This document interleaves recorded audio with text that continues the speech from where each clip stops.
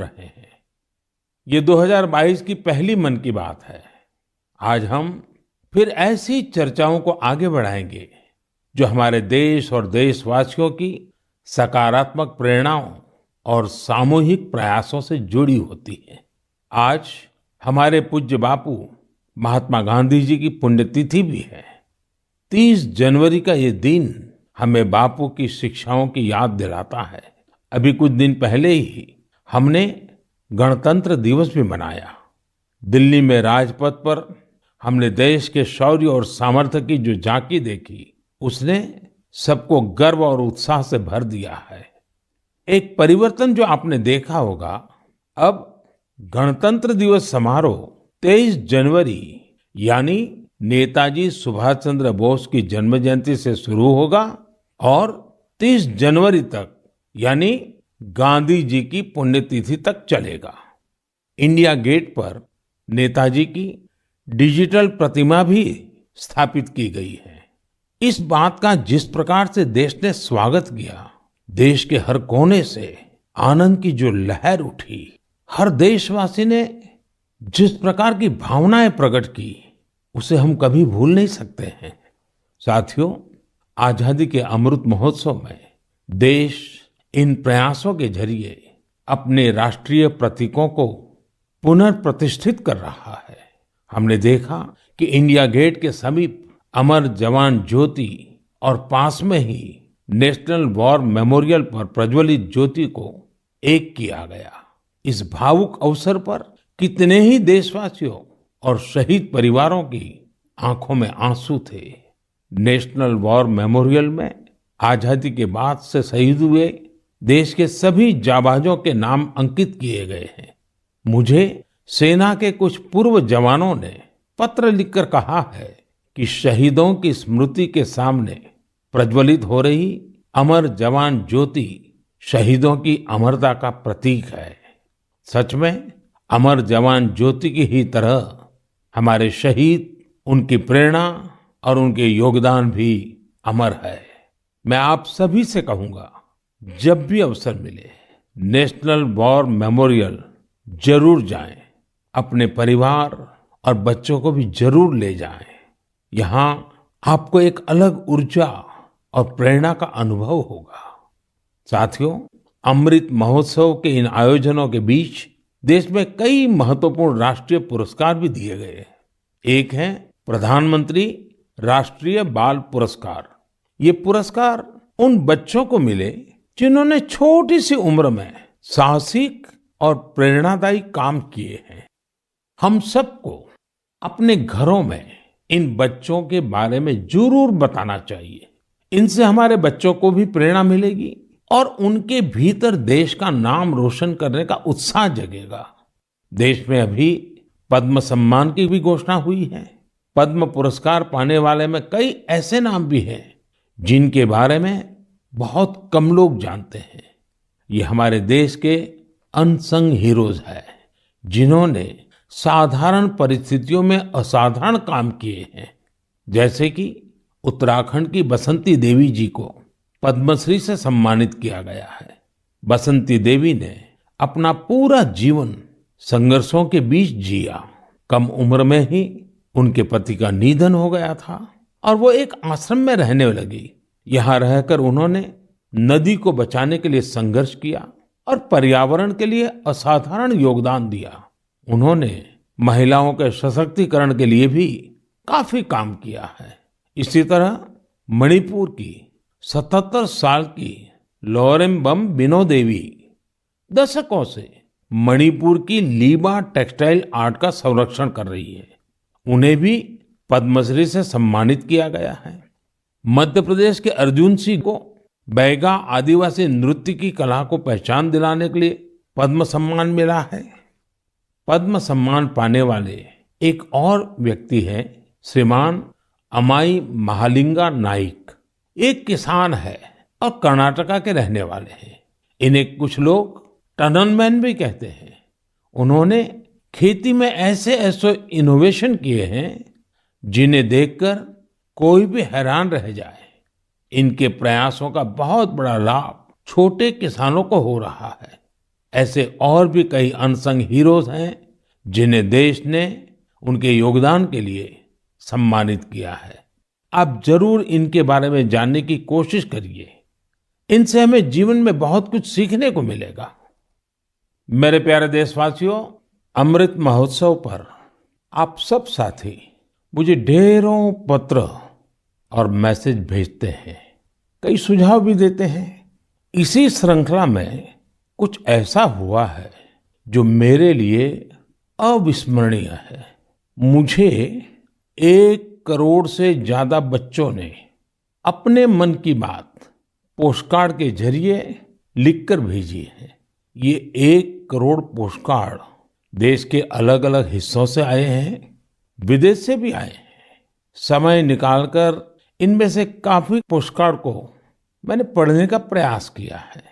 इन postcards में इस बात के दर्शन होते हैं कि देश के भविष्य के लिए हमारी नई पीढ़ी की सोच कितनी व्यापक और कितनी बड़ी है। मैंने मन की बात के श्रोताओं के लिए कुछ पोस्टकार्ड छांटे हैं जिन्हें मैं आपसे शेयर करना चाहता हूं। जैसे यह एक असम के गुवाहाटी से रिद्धिमा स्वर्गियारी का पोस्टकार्ड है।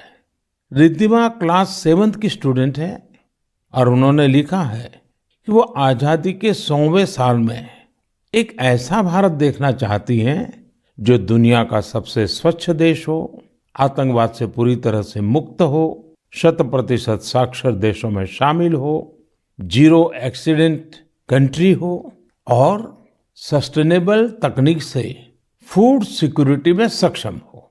रिद्धिमा, हमारी बेटियां जो सोचती हैं, जो सपने देश के लिए देखती हैं, वो तो पूरे होते ही हैं जब सबके प्रयास जुड़ेंगे। आपकी युवा पीढ़ी इसे लक्ष्य बनाकर काम करेगी तो आप भारत को जैसा बनाना चाहती हैं वैसे जरूर होगा। एक पोस्टकार्ड मुझे उत्तर प्रदेश के प्रयागराज की नव्या वर्मा का भी मिला है। नव्या ने लिखा है कि उनका सपना 2047 में ऐसे भारत का है जहां सभी को सम्मानपूर्ण जीवन मिले, जहां किसान समृद्ध हो और भ्रष्टाचार न हो। नव्या, देश के लिए आपका सपना बहुत सराहनीय है। इस दिशा में देश तेजी से आगे भी बढ़ रहा है। आपने भ्रष्टाचार मुक्त भारत की बात की। भ्रष्टाचार तो दीमक की तरह देश को खोखला करता है। उससे मुक्ति के लिए 2047 का इंतजार क्यों? ये काम हम सभी देशवासियों को, आज की युवा पीढ़ी को मिलकर करना है, जल्द से जल्द करना है। और इसके लिए बहुत जरूरी है कि हम अपने कर्तव्यों को प्राथमिकता दें। जहां कर्तव्य निभाने का एहसास होता है, कर्तव्य सर्वोपरि होता है, वहां भ्रष्टाचार फटक भी नहीं सकता। साथियों, एक और पोस्टकार्ड मेरे सामने है चेन्नई से मोहम्मद इब्राहिम का। इब्राहिम 2047 में भारत को रक्षा के क्षेत्र में एक बड़ी ताकत के रूप में देखना चाहते हैं। वो चाहते हैं कि चंद्रमा पर भारत का अपना रिसर्च बेस हो और मंगल पर भारत मानव आबादी को बसाने का काम शुरू करे। साथ ही इब्राहिम पृथ्वी को भी प्रदूषण से मुक्त करने में भारत की बड़ी भूमिका देखते हैं। इब्राहिम, जिस देश के पास आप जैसे नौजवान हो, उसके लिए कुछ भी असंभव नहीं है। साथियों, मेरे सामने एक और पत्र है मध्य प्रदेश के रायसेन में सरस्वती विद्या मंदिर में क्लास 10 की छात्रा भावना का। सबसे पहले तो मैं भावना को कहूंगा कि आपने जिस तरह अपने पोस्टकार्ड को तिरंगे से सजाया है वो मुझे बहुत अच्छा लगा। भावना ने क्रांतिकारी शिरीष कुमार के बारे में लिखा है। साथियों, मुझे गोवा से लॉरेंशियो परेरा का पोस्टकार्ड भी मिला है। ये क्लास 12 की स्टूडेंट है। इनके पत्र का भी विषय है आजादी के अनसंग हीरोज। मैं इसका हिंदी भावार्थ आपको बता रहा हूं। इन्होंने लिखा है, भिकाजी कामा भारतीय स्वतंत्रता संग्राम में शामिल रही सबसे बहादुर महिलाओं में से एक थी। उन्होंने बेटियों को सशक्त करने के लिए देश विदेश में बहुत से अभियान चलाए, अनेक प्रदर्शनियां लगाई। निश्चित तौर पर भिकाजी कामा स्वाधीनता आंदोलन की सबसे जाबाज महिलाओं में से एक थी। 1907 में उन्होंने जर्मनी में तिरंगा फहराया था। इस तिरंगे को डिजाइन करने में जिस व्यक्ति ने उनका साथ दिया था वो थे श्री श्यामजी कृष्ण वर्मा। श्री श्यामजी कृष्ण वर्मा जी का निधन 1930 में जेनेवा में हुआ था। उनकी अंतिम इच्छा थी कि भारत की आजादी के बाद उनकी अस्थियां भारत लाई जाए। वैसे तो 1947 में आजादी के दूसरे ही दिन उनकी अस्थियां भारत वापस लानी चाहिए थी, लेकिन ये काम नहीं हुआ। शायद परमात्मा की इच्छा होगी ये काम मैं करूं, और इस काम का सौभाग्य भी मुझे ही मिला। जब मैं गुजरात का मुख्यमंत्री था तो वर्ष 2003 में उनकी अस्थियां भारत लाई गई थी। श्यामजी कृष्ण वर्मा जी की स्मृति में उनके जन्म स्थान कच्छ के मांडवी में एक स्मारक का निर्माण भी हुआ है। साथियों, भारत की आजादी के अमृत महोत्सव का उत्साह केवल हमारे देश में ही नहीं है। मुझे भारत के मित्र देश क्रोएशिया से भी 75 पोस्टकार्ड मिले हैं। क्रोएशिया के जाग्रेब में school of applied arts and design के स्टूडेंट्स, उन्होंने ये 75 कार्ड्स भारत के लोगों के लिए भेजे हैं और अमृत महोत्सव की बधाई दी है। मैं आप सभी देशवासियों की तरफ से क्रोएशिया और वहां के लोगों को धन्यवाद देता हूं। मेरे प्यारे देशवासियों, भारत शिक्षा और ज्ञान की तपोभूमि रहा है।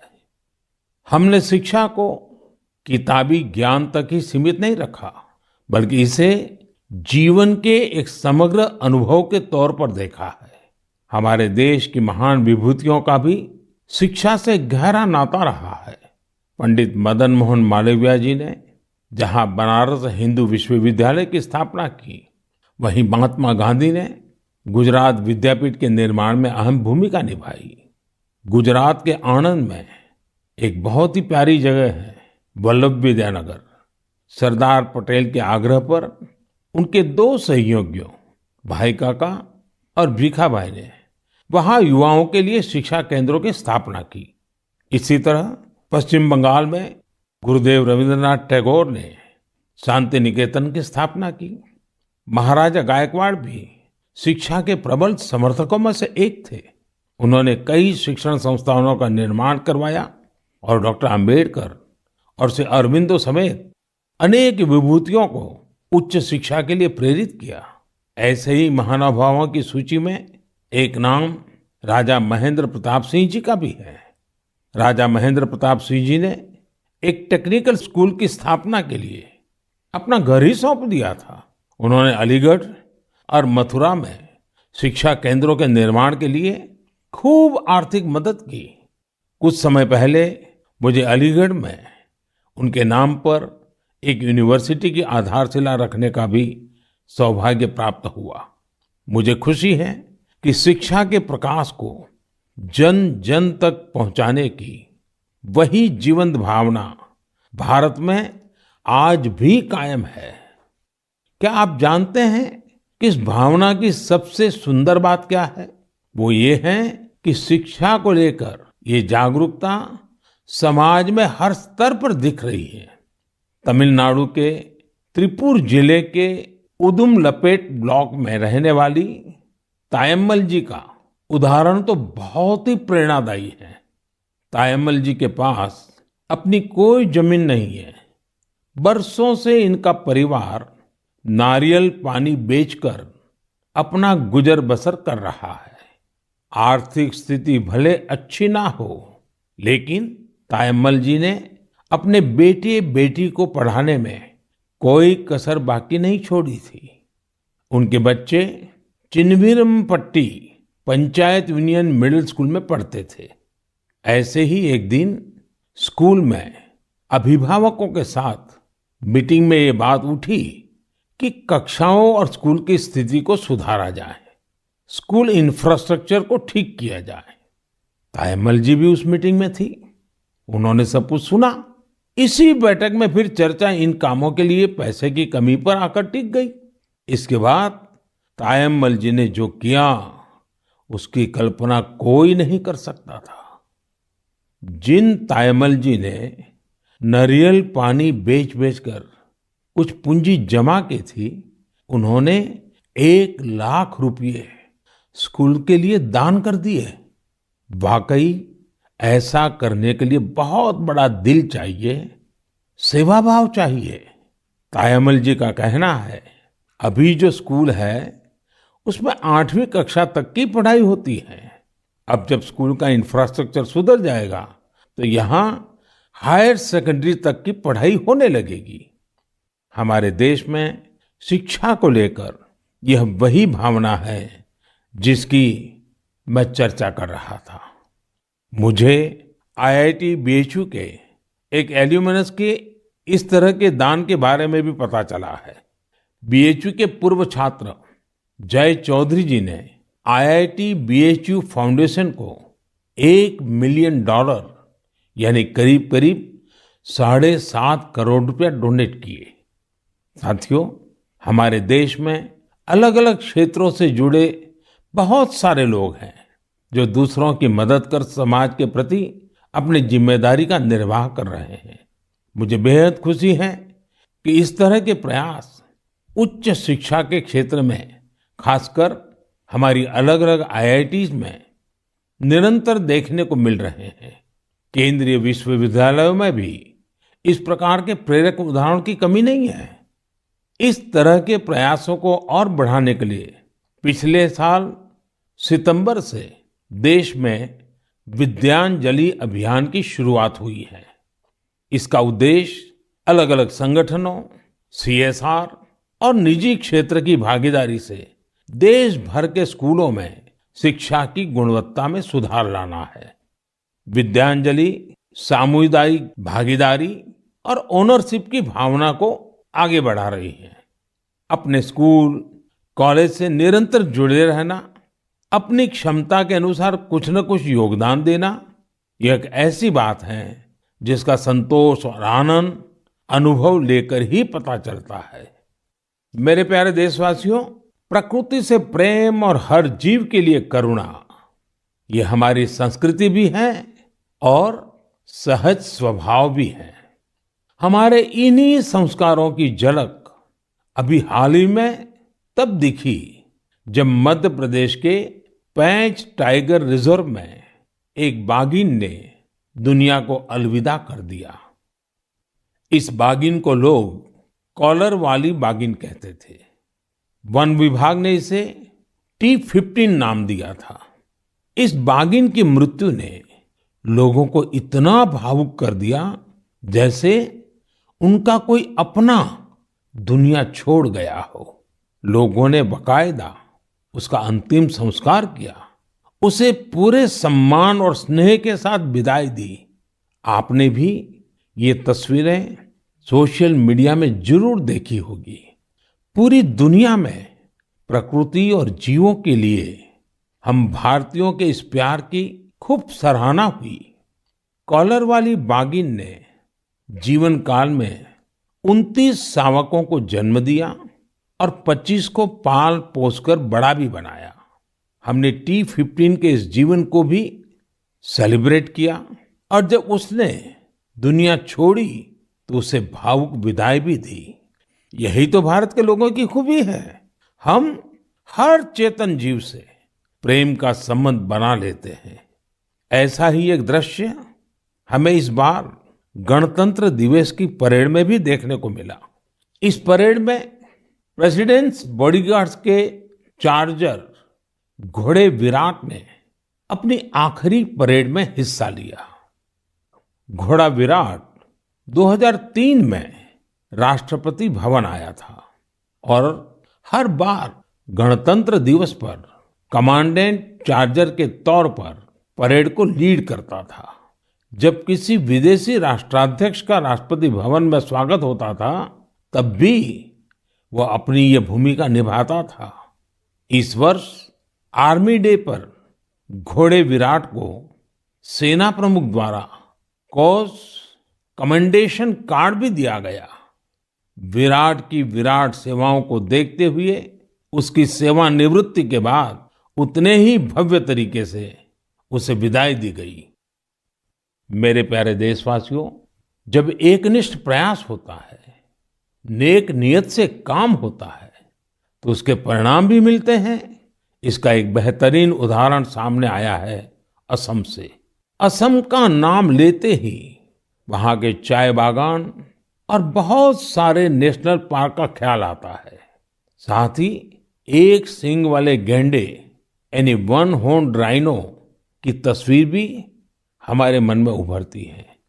आप सभी जानते हैं कि एक सींग वाला गैंडा हमेशा से असमिया संस्कृति का हिस्सा रहा है। भारत रत्न भूपेन हजारिका जी का ये गीत हर एक कान में गूंजता होगा। কাজিৰঙাৰ চিৰ সেউজ পৰিৱেশ হস্তি ব্যাঘ্ৰ ৰে পাত এক খড়গৰ গড় পৃথিৱীয়ে চাই পক্ষীৰ সুদিয়া প্ৰকাশ মোৰ কাজিৰঙা নহয় যে বন্য। साथियों, इस गीत का जो अर्थ है वो बहुत सुसंगत है। इस गीत में कहा गया है, काजीरंगा का हरा भरा परिवेश, हाथी और बाघ का निवास, एक सींग वाले गैंडे को पृथ्वी देखे, पक्षियों का मधुर कलरव सुने। असम की विश्व प्रसिद्ध हथकरघा पर बुनी गई मूंगा और एरी की पोशाकों में भी गैंडों की आकृति दिखाई देती है। असम की संस्कृति में जिस गैंडे की इतनी बड़ी महिमा है, उसे भी संकटों का सामना करना पड़ता था।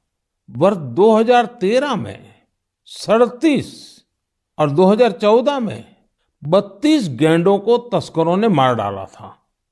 इस चुनौती से निपटने के लिए पिछले 7 वर्षों में असम सरकार के विशेष प्रयासों से गैंडों के शिकार के खिलाफ एक बहुत बड़ा अभियान चलाया गया। पिछले 22 सितंबर को वर्ल्ड राइनो डे के मौके पर तस्करों से जब्त किए गए 2400 से ज्यादा सींगों को जला दिया गया था। यह तस्करों के लिए एक सख्त संदेश था। ऐसे ही प्रयासों का नतीजा है कि अब असम में गैंडों के शिकार में लगातार कमी आ रही है। जहां 2013 में 37 गैंडे मारे गए थे, वहीं 2020 में 2 और 2021 में सिर्फ 1 गैंडे के शिकार का मामला सामने आया है।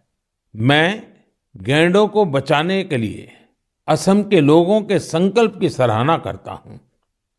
साथियों, भारतीय संस्कृति के विविध रंगों और आध्यात्मिक शक्ति ने हमेशा से दुनिया भर के लोगों को अपनी ओर खींचा है। अगर मैं आपसे कहूं कि भारतीय संस्कृति अमेरिका, कनाडा, दुबई, सिंगापुर, पश्चिमी यूरोप और जापान में बहुत ही लोकप्रिय है, तो ये बात आपको बहुत सामान्य लगेगी, आपको कोई हैरानी नहीं होगी। लेकिन अगर ये कहूं कि भारतीय संस्कृति का लैटिन अमेरिका और साउथ अमेरिका में भी बड़ा आकर्षण है, तो आप एक बार जरूर सोच में पड़ जाएंगे। मैक्सिको में खादी को बढ़ावा देने की बात हो या फिर ब्राजील में भारतीय परंपराओं को लोकप्रिय बनाने का प्रयास, मन की बात में हम इन विषयों पर पहले चर्चा कर चुके हैं। आज मैं आपको अर्जेंटीना में फहरा रहे भारतीय संस्कृति के परचम के बारे में बताऊंगा। अर्जेंटीना में हमारी संस्कृति को बहुत पसंद किया जाता है। 2018 में मैंने अर्जेंटीना की अपनी यात्रा के दौरान योग के कार्यक्रम में योगा फॉर पीस में हिस्सा लिया था। यहाँ अर्जेंटीना में एक संस्था है, हस्तिनापुर फाउंडेशन। आपको सुनकर के आश्चर्य होता है ना, कहाँ अर्जेंटीना और वहां भी हस्तिनापुर फाउंडेशन। यह फाउंडेशन अर्जेंटीना में भारतीय वैदिक परंपराओं के प्रसार में जुटा है। इसकी स्थापना 40 साल पहले एक मैडम प्रोफेसर एडा एल्ब्रेट ने की थी। आज प्रोफेसर एडा एल्ब्रेट 90 वर्ष की होने जा रही है। भारत के साथ उनका जुड़ाव कैसे हुआ, ये भी बहुत दिलचस्प है। जब वो 18 साल की थी, तब पहली बार भारतीय संस्कृति की शक्ति से उनका परिचय हुआ। उन्होंने भारत में काफी समय भी बिताया, भगवत गीता और उपनिषदों के बारे में गहराई से जाना। आज हस्तिनापुर फाउंडेशन के 40,000 से अधिक सदस्य हैं और अर्जेंटीना एवं अन्य लैटिन अमेरिकी देशों में इसकी करीब 30 शाखाएं हैं।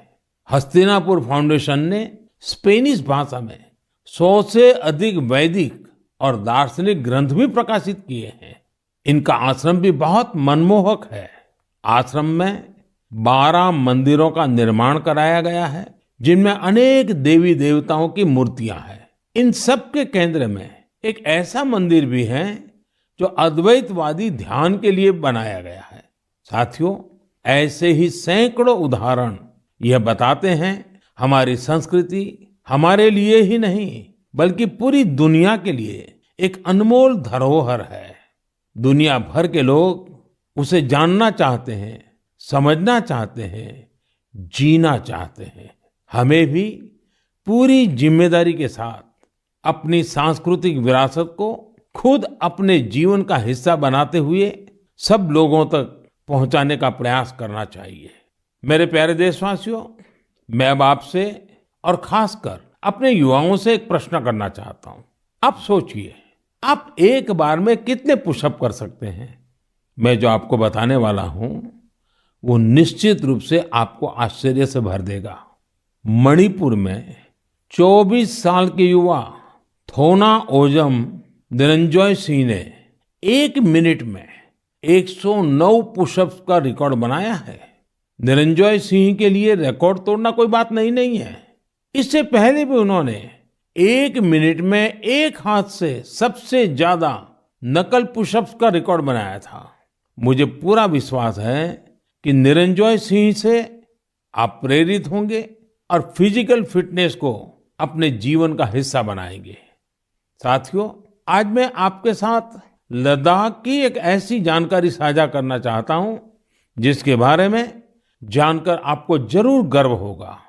लद्दाख को जल्द ही एक शानदार ओपन सिंथेटिक ट्रैक और एस्ट्रो टर्फ फुटबॉल स्टेडियम की सौगात मिलने वाली है।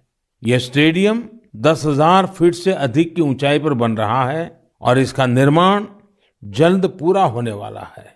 लद्दाख का यह सबसे बड़ा ओपन स्टेडियम होगा जहां 30,000 दर्शक एक साथ बैठ सकेंगे। लद्दाख के इस आधुनिक फुटबॉल स्टेडियम में 8 लेन वाला एक सिंथेटिक ट्रैक भी होगा। इसके अलावा यहाँ 1,000 बेड वाले एक हॉस्टल की सुविधा भी होगी। आपको ये जानकर भी अच्छा लगेगा कि इस स्टेडियम को फुटबॉल की सबसे बड़ी संस्था फीफा ने भी सर्टिफाई किया है। जब भी स्पोर्ट्स का ऐसा कोई बड़ा इंफ्रास्ट्रक्चर तैयार होता है तो यह देश के युवाओं के लिए बेहतरीन अवसर लेकर आता है। साथ साथ जहां ये व्यवस्था होती है वहां भी देश भर के लोगों का आना जाना होता है, टूरिज्म को बढ़ावा मिलता है और रोजगार के अनेक अवसर पैदा होते हैं। इस स्टेडियम का भी लाभ लद्दाख के हमारे अनेकों युवाओं को होगा। मेरे प्यारे देशवासियों, मन की बात में इस बार भी हमने अनेक विषयों पर बात की। एक विषय और है जो इस समय सबके मन में है और वो है कोरोना का। कोरोना की नई वेव से भारत बहुत सफलता के साथ लड़ रहा है। ये भी गर्व की बात है कि अब तक करीब करीब 4.5 करोड़ बच्चों ने कोरोना वैक्सीन की डोज ले ली है। इसका मतलब यह हुआ कि 15 से 18 साल की आयु वर्ग के लगभग 60% यूथ ने 3 से 4 हफ्ते में ही टीके लगवा लिए हैं। इससे न केवल हमारे युवाओं की रक्षा होगी, बल्कि उन्हें पढ़ाई जारी रखने में भी मदद मिलेगी। एक और अच्छी बात ये भी है कि 20 दिन के भीतर ही 1 करोड़ लोगों ने प्रिकॉशन डोज भी ले ली है। अपने देश की वैक्सीन पर देशवासियों का ये भरोसा हमारी बहुत बड़ी ताकत है। अब तो कोरोना संक्रमण के केस भी कम होने शुरू हुए हैं। ये बहुत सकारात्मक संकेत है। लोग सुरक्षित रहें, देश की आर्थिक गतिविधियों की रफ्तार बनी रहे, हर देशवासी की यही कामना है। और आप तो जानते ही हैं, मन की बात में कुछ बातें मैं कहे बिना रह ही नहीं सकता हूं। जैसे स्वच्छता अभियान को हमें भूलना नहीं है, सिंगल यूज प्लास्टिक के खिलाफ अभियान को हमें और तेजी लानी जरूरी है।